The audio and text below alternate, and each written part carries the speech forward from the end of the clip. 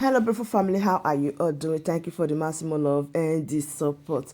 So, my beautiful people, today I'll be quite to share with you what that's the normal session never ends. See, this is Progress the Analyst, and here I keep you updated, tell you everything that is happening. Anyways, I don't really want to talk too much. I want you to listen to these words and drop your opinion in the comment section. What do you think? And also, please tell me what you understand by these words or what is really happening, because I don't really get it. But being that you are here with me, I have every reason to ask you, what is your opinion about the latest happening or this problem on ground?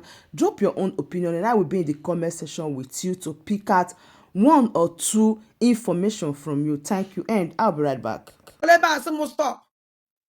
Stop, Ogani. Can you not stop? I'm not on the group. Stop, Sabo. Oh, no, not take stop. On do to her. Another make walk with Macamo. On the one. So what do Mama to be always solo gate. Also, near a solo gate. Oba to be also near a solo gate, ya. Oba to be also a follow. Oba to be also trust Riano. The way you keep walking a platform more now. Ungozo la base and control. Ayana, Muyana Age. Although possible. The way you keep mention up Oba to be. The mother days on up. I don't need so that no. Some don't need so even myself. Because I don't going to complain. No complain. No complain. Eto miana emekata gom one brother or me bang simun na half low binge kwokwa. Oh, one brother Polomo had about 5 or 6 or 10 people follow from there. Simun don't always is na your energy and time. Well, can on that group. Can you on a group? Can you guys not a group and not cover allo? Can you guys not cover Robert Obiele? Ongozi na ugenteri le Robert Obiele. Olile ka halelie. Obu no brongo ngozi le Robert Obiele. Can you want to for the release of Robert Obiele? Onye kwo ye panti efu. What on the another kuto Fire devil. Koye na agoli. Also Biafran sa kwacha nkiti. Ekuzinoku na group a na nda ele Robert Obiele.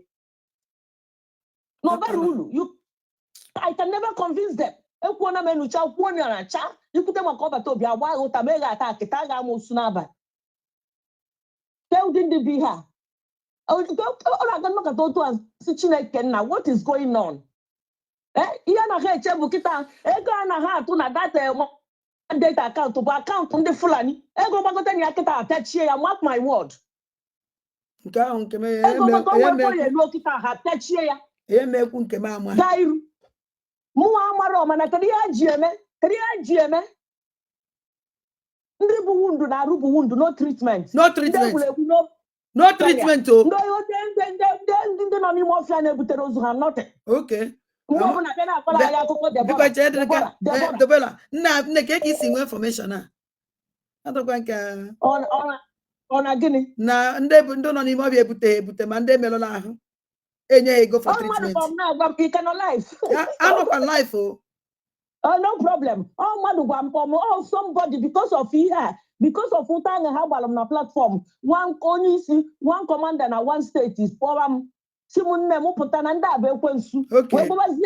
Etu defense ministers ya sabotage her.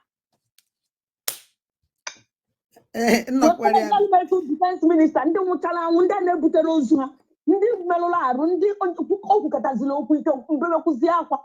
Okay, nke awazikwe na-ekwu. Ọwazikwe na-ekwu. Truth must be told one day. Otego defense minister sabotage vala ndị mmadụ right from Robert Obiene. Yeah, na you nwere too much information. You know too much. Now, because na ha na-akpọzi m na-agwa m nekwa ihe na-emenụ nekwa ka ha si eje ana. Na ndị a bụ Sabo. Why was Sabo? What was Sabo? Who did he be her? Every time or so much will tell you list. Who must will tell you list? Noka. Money, you can never give what you don't have. Nonsense. Money had list in Nangame. Yenina also Deborah Bonya Gulebu. Didn't na swap on him state into watching Hanina and half year. Nana sooner Nelugu state and half year. Onye Christian nọ n'ugwu Awụsa egwuregwu ka eji example. Onye na Biafra land kedu nke ya ka nna jụrụ ya kedu ife kpatara oge ọnwụna ọ na-ejide si Debola enye ya example because na agent ha now because of kwari na land ọsịa na defend ọ na-achara nwere onwe ọ na-achọ ka fa enwe freedom we Christian land and a book Christian every day. Nen kemelen bossa this of listen to nuka. Okulie. Iya sukwa. Ika sukwa. Ama na ekudi. Ibe mele debola. Nne ibe mele dobola. Okalili ibe mele nwata nwaanyị ahụ ebekwasịchara ebekasịrị bọọ ya aka na ọkpa tuwusie ebe niile. Onwere onye ahụ ya. Ibe mele dobola na ibe mele onye nke ahụ nke kala worst. Okwu. Mba. Okwu. Ona ekwu nke ahụ. Amamiyota na ọbata obi afro nda. Amamiyota amụrụ m ihe kpatara na ọbata obi enyopụrụ ndị a. I don't know why. Dite na ọgwụ ka ha ji mie nke akọ gịnị. Dite na ka na-agbawa m obi. Nonsense. Ndị ekwensu wee gbaa ya okirikiri. Emie surrogate, emie ọbata obi, emie no megide surrogate, wee surrogate ya n'ime nga. Surrogate. Enu ibe onye amị gwara go. Na nsọ agị. Onye na suspension na-eweta ego. Oh, ego ka ndị sabo ji abata ego. Ego ka ma ji ego ọnọdụ. Ego ka ma ji ego ọnọdụ ụmụ amoosu. Ego ọbara ụmụ Biafra. Ọ ya ha ji amịkpute. Ndị ọjọọ. Onye weta ọbata ha no donate 5,000. 5,000. Ondo shi otu a ka oge nteri de. Ịkpọpụta ha ji ego ọnọdụ. Onye batazie ịma na ego a na-eweta na ndụ Fulani na-enye ya the money. Ịma na ndụ Fulani na-enye owere ego wee nọchie na plan na condition ọbata obi nọ today. Rubbish. Ndị Fulani na-enye ha ego. Ngozi Ọlabeze na oge nkere bịaba kpọọ anyị na-atụ anyị jonjoloko oge nkere tụigele anyị Ngozi Ọlabeze. Ngozi Ọlabeze atụigele anyị oge nkere anyị na-asọpụsị asọpụsị.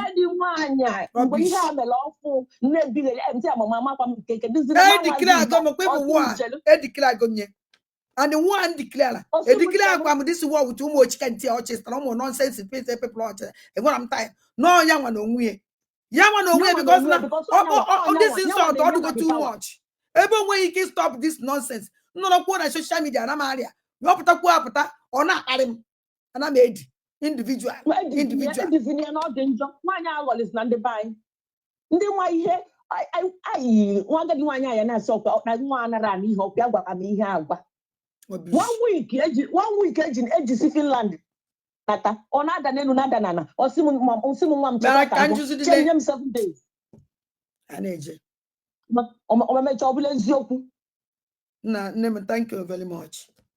Eti iwe dị m n'obi agwa m ndị nwere iwe join ya gị na social media. Nne bata no bịa ka anyị mee nya ọ gịnị mepee your YouTube m na-enye gị stream yard he na-stream from my side ka ibe ọwụdụ bata ka nye gị my stream ihe na-elibu nnọrọ otu nso ọ bụrụ na ị chọghị igosi ihu egosi na onwe gị na-emere onwe gị your profile ndị after all ndị ọzọ n'ime niile na-akparị na onwere nke nwere iru mepee your platform kedu ihe a ga-eme kedu ike agwụ were ndị be anyị wee na-akpa ị ga-eme asụgụ gọọmenti ị ga-eme asụgụ nchekwa nwayọ ị ga-eme asụgụ n'ọkwa sọnsị ya nwa your land is going ihe na-ekwukwu ikwe ike ya esi protect godo ya land ị na-protect gọọmenti a na-agwa gị eziokwu na o nwere ihe m ga-agwa gị mana mmadụ ekwu ya online onye iwe fụ na ha niile bụ sabo onwe drop ọkịta mail gị voice send alụ gị onye a na-ayọ ka ezi etime ka esime o wee nyụọ nsị n'ụlọ ụka and onye nyụrụ nsị n'ụlọ ụka anụnwa bụ rape for a country ndị gị na ha na-atụ nwere onwe ndị oshi nyụọ nsị n'ụlọ ụka yesterday nyụọ nsị n'ụlọ ụka welu Bible ficha ike ndị a planụrụ ihe ọfụma rape for a country nyụrụ nsị n'ụlọ ụka welu Bible ficha ike and they support ya ha sọpọtụ ya ịnọkọta ihe nwoke nsi ekwensu anyụrụ n'ọnụ ị na-eti mkpu ndị gị na ha na-achọ nwere onwe dịtịna na-agbawa m obi sinsi tata bụ kọlụ onye nke akpọta kedu ihe mmadụ ya eme mana ka isi gọọmenti ahụ embasi ahụ ekwensu ha bildicha what are they doing ejidezi ọbata obie ka emegị nke na-agbawa m obi bụ nke ọbata obie o nwere onye na-ekwute okwu ọbata obie nọkwa n'Europe mgbe ejidela Wadida Maazị Nnamdi Kanu anyị nwa ndị IPOB na Europe niile na-eme protest anyị megide protest ọnụọntịrịlị Chinasa Nwonuso onye ọrụ na-akwụsị ime protest ọntịrịlị ọnwụ na erụkwa niile na ya eme ka anyị mara ọbata obie na ohie since ka a na-ayọ Ngozi Ọlabeze ka ije mee protest na Finland since ka a na-ayọ Ngozi Ọlabeze ọjụjụ why si na ya eje mee protest why ji ajụ protest na okwu ya atụgharị Oh man, we protest kita terrorism charges na charge Obata Obi or drop or down. Even the friend that did say Obata Obi keta nda in Azolonjel Jabungo we back man. Second I'm a citizen of Finland protesting my Obata Obi so what Obata Obi MLGG. Oh no one. I am Zopo Ejimogele now what Biafran Sonia. I am not only Emily estimate Obata Obi protest or no but Aputaka without government on government I hear genuine. Ogen kele prepare for protest. Ngozo la beze prepare for protest. Onyo ona blanket. Onyo ona blanket. I challenge you ndo to ogen kele amiku. Ngozo la beze. Ngozo la beze. Onu no tata. Onu ki wele for this woman no. Akwụkwọ ndụ psychologist ahụ ogolo ndụ oji anyo anya. Pụta no tata. Wepụtara anyị foto. Ọ pụtara no tata wepụtara anyị foto Obata Obi. Wepụtara anyị foto Walida Maazị Nnamdi Kanu. Nchia sa ndekere anya this woman. Wali na Walida Maazị Nnamdi Kanu bịara court. Emeye akaje emeliye. Walida Maazị Nnamdi Kanu we gbadie na court. She tweet the tweet ma were be emergency broadcast. Abia o ye tweet mo ni isi. Olutata obuta foto ye. Amamondo ji deceive. Ibe o melebere ni nkwa pete n'azụ. O ka ko mo Biafra we. O wepụtara anyị foto Obata Obi. O wepụrụ na ibe nwa ya. Na ibe ibe o wepụ ga ni ibe nwa ya. Olutata o fugara ya. Na onye bụ Obata Obi ka o wee weta ego.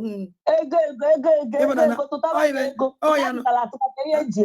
Uche at least if go after foto Obata Obi. After foto Walida Maazị Nnamdi Kanu fa bịa donate ye. Even now ọ bụ na iberibe ka ọ dị. And I want to add that iberibe. I not there. Now. All kind of mmadụ wee weta ego. Because without Obata Obi picture na Nnamdi Kanu nwere onye ekwe weta ego. Ọ na-adụ mma. Sabon ike. Ọ na-adụ mma. Ọjọọ sabon ike. Ọ na-adụ mma. Dịtị na ọdụ mma. Enyofu nwaanyị ahụ on time. Kama na ọ na mmụọ na-egosi mmadụ ihe. Yala ama. Iche ma ọ nọ gị na-amara ihe ị na-eme. Enyopụrụ m this lady on time. Mana mmadụ nọkata ọ na-ada ụtọ ike Chukwu nyere. Chukwu nyecha mmadụ ike gosi gị na onye adị ọkwa pịọ. Kama ihe akwudo na ya na-adajọghalị. Isi mebi nọ malaria ma ọ bụ na ịma nọ stress na ịghọta ihe a na-ekwu. Ọrụ ihe niile egosi ma ọrịa gba n'anwụ ya. Ọrịa gba n'anwụ ya. O were 2 hours. Kwasịrị 2 hours. Ọkụrụ gbago n'elu ọkụrụ gbada ana. Ọkụrụ gbago n'elu ọkụrụ gbada ana. Okwufu okwutirikwa. Ọ na-elepi ite otu okwu. That is the individual. Oh God, that is why you check why you put chili or cocoa na Finland. In our more quali. I know never know the lioness herself. That support to give. Oh now, Puchegin and more Puchegin and mother. You put an internet to tell you le. Everyone is on your zone. Mana wunu ebulu nkunu na anyo na because I won't know what even me up to life that on akwa Biafra na ekwibe me because I can na jugu dika me na ihe ji Chukwu ga ebe ahụ bụ na ha elego Obata Obi le Biafra onye ka eji chụpụ gị dee okwu a na ọ emecha pụta more clear ihe ji chụpụ gị dee bụ na elego ha Obata Obi so ị nọ ebe ahụ ihe na-abụ ọgbata uche na-adịrị ha onye ka ha ji chụpụ gị ka ha wee nwezi ike wee seal ya the deal very well. Mana Chukwu onye pụrụ ime ihe niile ama ekwe ha. Ọkwa ifuru Ngozi, she will never sit on that. Onwe dị ibe mechichicha Obata Obi abata nọrọ na this cabinet. Ọdụ possible. Obata Obi ya nọ na cabinet oge nkele. Obata Obi ya nọ na cabinet goes on. Na these 2 cabinets, Obata Obi can never be onwe ike nọ na these 2 cabinets. Ọdụ possible. Ọdụ possible. See, infiltrated cabinet. Emeka Livingstone kwuru na nwaanyị a nwe kọma. Madam Azuka kwuru na nwaanyị a nwe kọma. Ke ndị na-ekwuru ihe a ọ ma mecha bụla eziokwu. Anaghọli Biafrans. Ewere okpokpo oyibo na-enwere isi n'ọdụ. Ewere okpokpo vocabulary asa Biafrans isi. Ọ na-aka wụ na ọgụcha n'ala eche na ọ na onye gụọ akwụkwọ onwe uche ịfụta na public ma nọ na public ka ị nọ comport yourself with your education. Mana nke anyị gụcha mmadụ gụchara akwụkwọ wụle it out. After on social media, you cannot give what you don't have. Rubbish. You can never give what you don't have. Actually, nenda ya gba nwo bia na social media bo wa wo. O se tie na kele na TV. Was for ikena. Si aboki. I don't want to hear men as long as you kun ezioku. Enwe dey. Obata Obi ebo ezioku ko ji we defeat ha niile. Nnamdi Kanu bo ezioku ko ji defeat ndilo. That is so-called protest. March now about Jeremy. And with the code that marks that march, that is propaganda march. No propaganda that march. Uno mana be fair this marching. Ana ma put on social media now one our gallant men. Makando ye marching. Ye protect with a bago. Not knowing the bago ye protect you caterpillar. When the labor they well one or soon jeba here eba ke kill ya unu niile. This propaganda mama ko ku dem one way wonye jira ka lo onwe tokobo we kutoku propaganda we kutoku match na today wole ku onya that the kwele na the individual say ana ma no kwalo onwe va lapita onwe and mgbe una va lapita onwe ma no chineke choka chineke ya mmụọ lapitara ba otu mmụọ si we lapita ya o wole pule voice private message send irie ya na pharmacy diana e wepụtara public c'est fini c'est fini. On va faire la guerre maintenant. Merde. On va dire la vérité. C'est le temps de dire la vérité. Attends.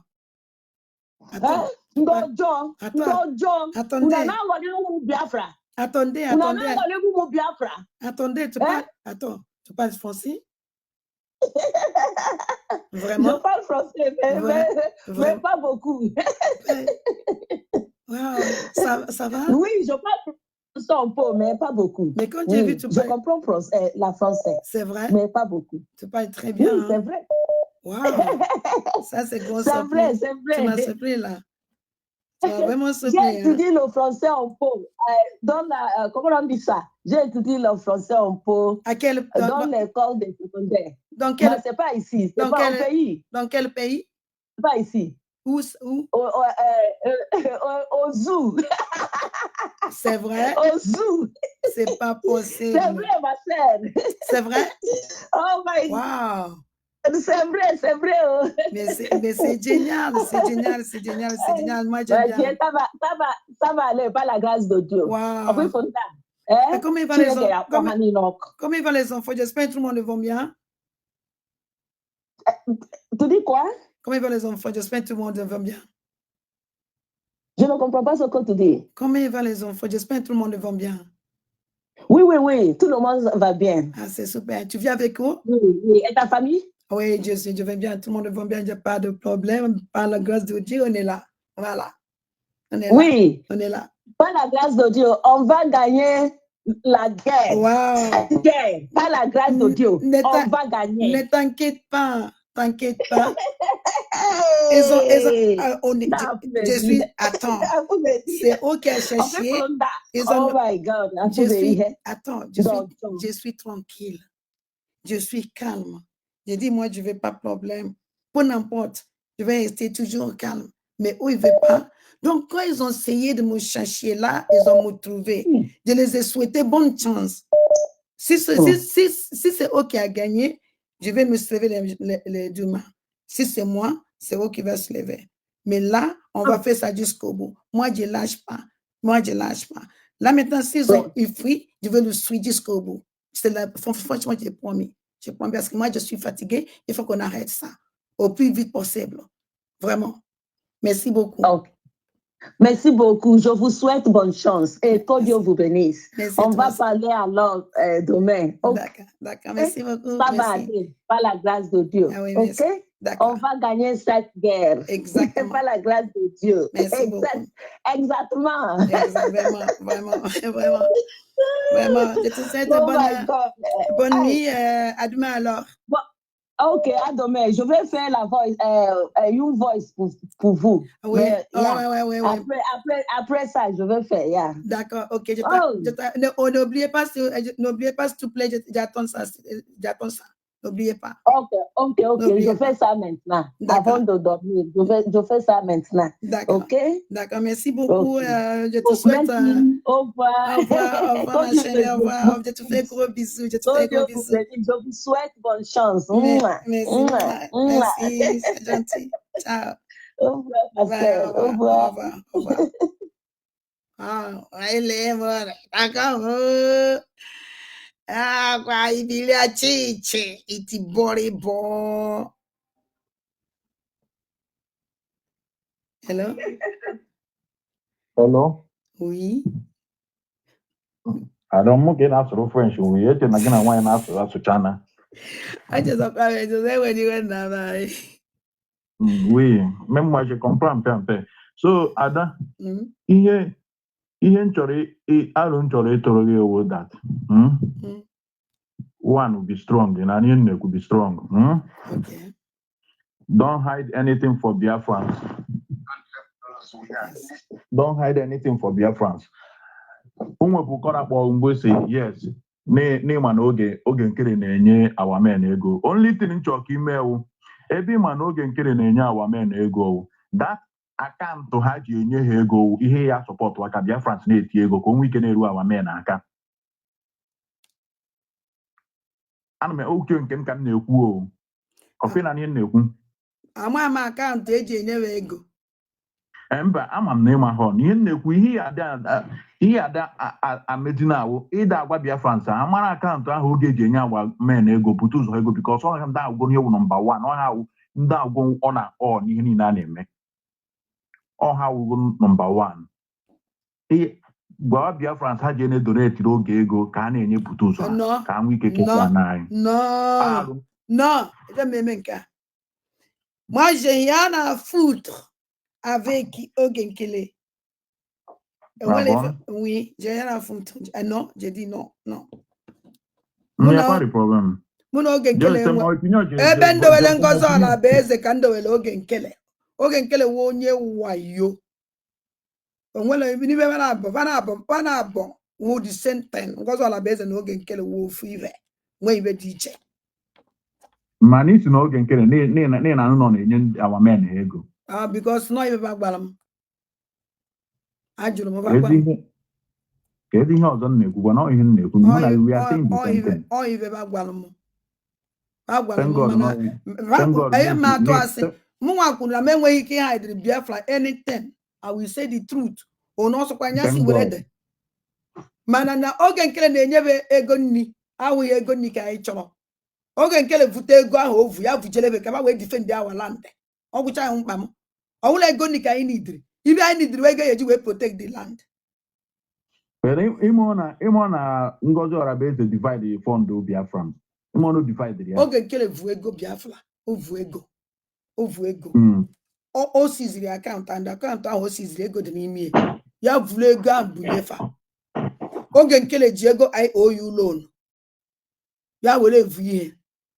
Oge nkele siziri ego ke coin dị ibe na na-akpọ coin a. Biafran coin. Biafran coin o jie. Ị na anụ? Oge nkele ji bancha. Ọ ma agwa gị nke wee eziokwu. O bu ego bu ka nkụ ya bulu ego abunye ha. Ejegwu oge nkele na ndị mbụ na ndị ga-eso o bulu ego bunye ụmụazị ka e protect our land. Our land is under siege. Ọzọ ibe na agwado o bulu the money obunye ha. Ka we protect our land. Our land is under siege. Na anyị fe our brother kwuru kịta na be ha na a na-ejezi n'ụlọ ndị ebube agụ na-ekiri na-apụ ụmụazị banye na-egbuchasị. A na-egbu na Anambra. Ọwụzi ụmụ nwoke gwụ ọwụzi sọnsọ ụmụ nwaanyị Fulani abatazie onye si defend ụmụ ụda ahụ. Oge nkele anọrọ na comfortable zone in America na-eme yomen Ngozi Orabaeze anọ na comfortable zone in America na-echi yomen I no gree again. Ebe unu jere na-agwa oge nkele ibe ada ndị mba na ndị egedekwara m echenjigokwa ọnọdụ. Ọ gwụcha ibe m na-ekwu. Udo dị. Thank you. Just anyị na-echekwa program echi o. Mba echi niile na mgbede ka anyị kpọgodu unu ndị si voice.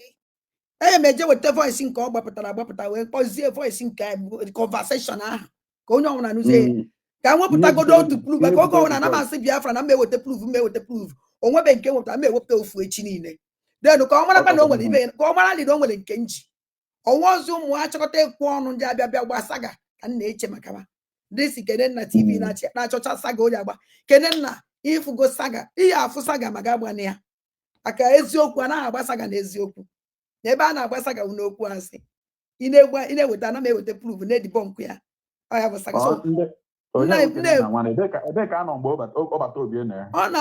na-etu ute kwa mgbe ọbata obi na ọ na-emekwe program ọ na-eme mana ọ jọsọ pụtasị afọ ọ jọsọ pụtasị afọ so ọbịazi ịgba saga onye agbata saga mma onye agbagide saga ụmụmadụ ya asa ya agbazide saga onye agbagide saga mmadụ anya asa ya kwụsị ịgba saga Dada, mad people everywhere. Our leaders now take 1 million years to destroy Biafra, and they try to won't get destroyed in Biafra. Coming of Biafra won't destroy. All you have denied about OBS, but thank God no Europe corner. Mananke camp protest and they suppose EJM. All the support. Oh no, no, no, go again Kelly. Ya people protest with group here. Keja Finland. Yeah. Then protest ni ya gakwa ada diora. Ana meje why meje ana group ogen kele prepare protest ojo na group ojo na Finland. Ngozo na base prepare manage na protest and dey for our prime minister or maka ogen kele. Wele ntigu mele oche na ka nkwusia. Ogen kele go prepare protest. Yo Finland. Maka our leader Mazen Nande Obato Obie. Ngozo na base protest prepare protest with group ye. Ejo Finland mo wan obe na as a journalist. Onye ka nna agba na gị na. Aka no we na group no. Oge nke bụ ụzọ tina e agakwa as journalist gị. Mba no eje bana bacha yeti at a time now. Bacha na eti bacha yeti at a time. The same date. Man ọ dị possible. Why you ginger the possible? Why you ginger the possible? Okay, na ọnụ ihe dịka Ngozi bụ ụzọ tina ịghọtara ọnụ nka ụzọ gaa na Ngozi ọnụ Ngozi bụ ụzọ tina oge nkele etiho ị agakwa nke ahụ mma agwa oge nkele ụnụ agwa oge nkele ya ti mgbe anyị luchara jechaze Finland protest cha anyị nata ya ekewakwa mana anyị eje with one uniform na Finland maka onye anyị na-eji maka eje wa leader mgbe ọbata obi ahapụla ya ekewa ha ekewa ị na-ana ibe nna m agwa gị mgbe ọbata obi ahapụla ya ekewa ha ekewa anyị eje with one umbrella Finland anatala onye ọ na-azakwazi aba nne ya ekworo ga nke m ka m kwuru ibe ahụ this is me anyị jeje onye ọ na-aza aba nne ya anyị eje na Finland disgrace onwe anyị ọ bụrụ ndị otu oge nkele otu Ngozi Olabueze ka anyị jebe na Finland anyị niile anyị jecha anyị protest cha defend cha our leader agbata obi onye ahụ o siri hapụ anyị wepụ anyị osi otu anyị jee Finland anyị jecha nata oge nkele anọrọkwa na grup ya Ngozi Olabueze anọrọkwa na grup ya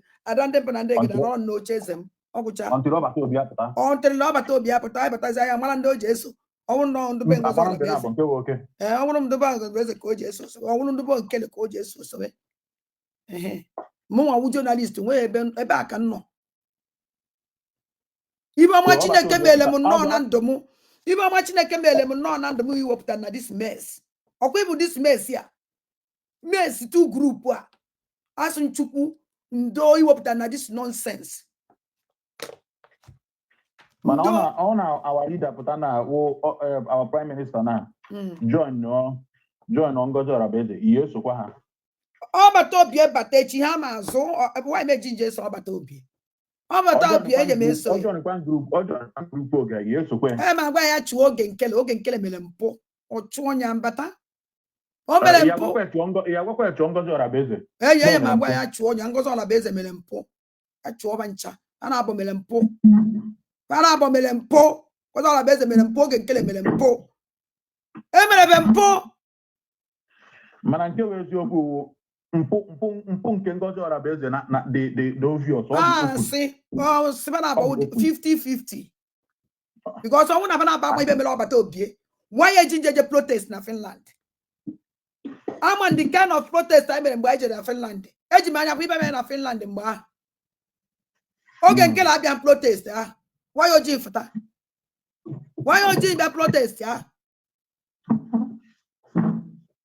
anyị nọrọ n'ihu parliament na-eme protest n'ihu gọọmenti haus ma ebe a ka anyị kwụ na-eme protest Ngozi Olabueze bịara late bịara kpọpụta anyị n'ihu ebe ahụ anyị kwụ kpọje anyị n'azụ ụlọ ebe ndị ahịa ya na-ahụ anyị oge elu onye mma na-esufusi onye ọnwụ na-ahụ kịta ada ndị bụ na ndị egede ebidogo m ọrụ onye asụkwara m mechie ọnụ onye ọnwụ na-akpọrọ m ụzọ m mechie ọnụ na-achọ m okwu ma ndị otu oge nkele ji efu oche bịa na be m ebe a ya na-ekwu ya ndị otu Ngozi Olabueze efuru oche bịa ebe a ya na-ekwu ya simple mụ awo karigo ka m na-agwa gị karigo ama na iwe onye otu Egenkele without being told ama m and onwe na ụmụnne gị bịara ebe akwụkwọ okwu and ibe ji like ụnụ sọpọtụrụ m ndị otu Ngozi Ọlabeze ndị asọpọtụrụ m ada akwere gị eziokwu anọ m saịdị Ogenkele mana akwere gị ruo nwanne echi ndo ịma na eziokwu na-adụ mma ya okwukwu na ndo ibe nchọrụ ndị one aka anyị ji esime ya adụ mma ibe anyị na-achọwa ezigbote obodo good country obodo ya ịbata ahụ ajọ gị oyi ọnwụ obodo alụla you must to lead by example. Anọ saịdị ụsọ akparawa ebe ahụ ka m nọ mụ ahụ ezo ezo nọrọkwa saịdị wite okwu ikwuru ọha dị Igbo ka m nwụrụ anọzi na politiks ọkwa gwara m ụnụ na m resign go ha resign lụ mee nse emerele recruit Ebube Agụ gburu ụmụnne m na ibe ma a sị na m ejeghị eso na the party resign maka alụ ọbara ụmụazị mmadụ etigbunye ọma anya ebe nwa ada mmụọ enye m na sọpọtụ ya nwa anụ